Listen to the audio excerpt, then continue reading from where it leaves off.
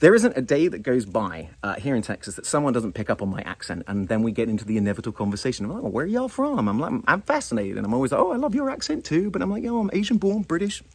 And as we've talked about before, the British accent is a very powerful accent to have in America, especially here in Texas. You better believe I will deploy it at certain times because I want to charm somebody, or I just want to make someone get all a swoony on a quiver because it's fun.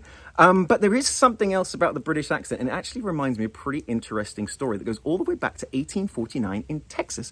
This guy, Reginald Farnsbury III, who was the 9th Duke of Worcestershire, was at Baylor University. Baylor was inaugurated, I think, in 1845. And this guy from the UK was traveling through the state, made some friends with some local Texans, and they were doing a cultural exchange. So they were introducing to him some of the food they liked to eat. And he, while he was there, introduced them to a sauce that he had invented.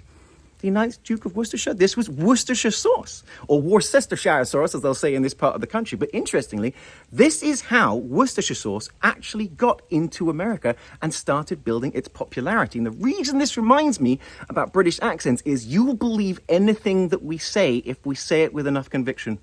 The British accent combined with some guy that sounds like he knows what he's talking about, American people are like, wow, really? No, not really. Everything I just told you was absolute bollocks, and that's the lesson you need to learn. Be careful around us Brits. Sometimes we're just shining you on.